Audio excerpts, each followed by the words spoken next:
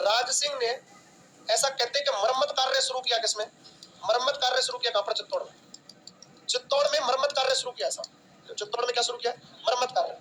अर्थात कहीं ना कहीं ये तो उल्लंघन हो गया, सर तो यही थी कोई मरम्मत नहीं करेगा। ये क्या किया, 30,000 की सेना चित्तौड़ भेजा, और भाई साहब सर्दियों का समय था, जैकेट में एक एक ईंट छुपा ले गए सब।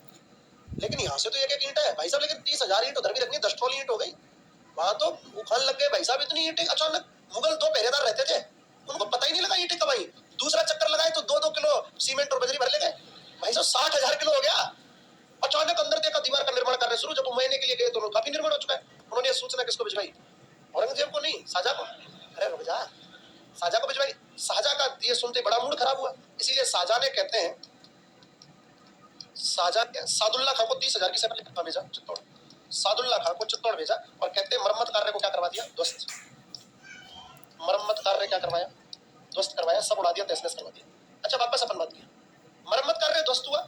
इसी समय शाहजहां के बेटों के मध्य लड़ाई हुई। ये पुष्पात मारवाड़ बेटों के मध्य लड़ाई हुई। ये पुष्पात मारवाड़ मत कहूंगा क्योंकि ये यहाँ के काम की नहीं है बात, क्योंकि मारवाड़ वालों ने भाग लिया, इसने नहीं लिया। इसने तो मौके का फायदा उठाया। बस एक प्रश्न आया हुआ है, ऑलरेडी आया हुआ प्रश्न है, औरंगजेब ने मुगल उत्तराधिकार के समय किस मेवाड़ी राजा को सहायता हेतु एप्लीकेशन भेजी। ये प्रश्न था, सहायता हेतु एप्लीकेशन भेजी।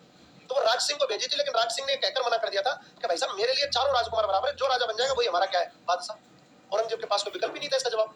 बोले ये भी ठीक है, मतलब ये कतई न्यूट्रल रहा। जब मुगल उत्तराधिकार संघर्ष चल रहा था, इसने कमाल कर दिया। इसने सोचा लड़ने तो नया राजा बनेगा। उत्तराधिकार संघर्ष के समय इसने टीम गठित की। इसने कहा जितनी जगह लूट सको लूट लो मुगलों की।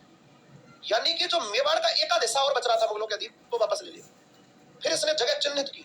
बोला कि सबसे पहले अपन चलेंगे टोंक, ठीक है, टोंक से चलेंगे अपन चाकसू, चाकसू से चलेंगे कोटपुतली।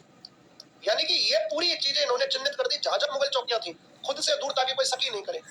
और वहां जाते और पंपलेट पर्चे चिपकवाते कि कल यहाँ पर टीका दौड़ का आयोजन होगा। किसका आयोजन होगा, यानी घुड़सवारी की दौड़ है, टीका दौड़ का आयोजन होगा। भाई साहब टीका दौड़ की व्यवस्था हो रही है। और जो भी मुगल चौकी पर जाते हैं उस मुगल चौकीदार को कहते हैं, क्योंकि वो बाई फेस थोड़ी राज सिंह को कोई जान रहा है, उसे जाकर इन्वाइट करता, और चौकी से लगभग 4 से 5 किलोमीटर दूरी पर, 2-3 मील की दूरी पर ये टीका दौड़ का आयोजन प्रारंभ किया जाता, और उस चौकी के पास से दौड़ का रास्ता भी गुजरता था। यानी कि जो कहते हैं कि रविंद्र जो काटेगा वो मुगल चौकीदार काटेगा। इन्वाइट कर लिया, वो बावला इसी में घुसा है।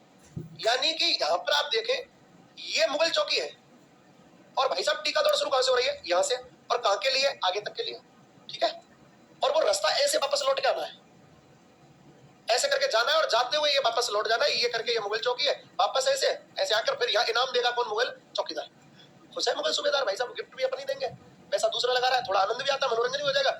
मुगल चौकीदार इस चक्कर में यहाँ आ गया, वैसे रिबन कटेगा। अब रिबन काटने के चक्कर में आ गया, वो तो यही इंतजार करेगा, 2 घंटे में रेस पूरी होगी। ये भाई साहब जितने भी लोग भाग ले रहे थे, एक भी लोकल का नहीं था, सब मेवाड़ी सेनापति सैनिक थे। अब जनता को थोड़ी पता है कौन किधर से बनती का दौड़ आयोजन, और गो सब भाग गए। राज सिंह खुद भी भाग गया, लोकल के लोग रह गए हल्ला मचाने के लिए, और मुगल सूबेदार रह गया। पूरे सैनिक चौकी छोड़कर कहाँ यहाँ रह गया वहां। अब दौड़ के रास्ते में क्या पड़ती थी, मुगल चौकी। रुके, 2 जनों को कूटा भयंकर, पूरी मुगल चौकी लूट ली, वापस चले गए, लौट कर आए ही नहीं। भाई साहब शाम हो गई, मुगल सूबेदार टेंशन में, रेसी पूरी नहीं हुई। जब वापस एक सैनिक गया चौकी पे तो पता लगा चौकी लूट गई। ऐसे ऐसे करके उन्होंने ना 4-5 मुगल चौकी लूट ली।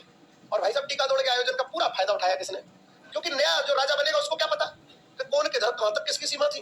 लुट के भगवान जाने कौन लोग आए थे, पहले कौन सा बायोमेट्रिक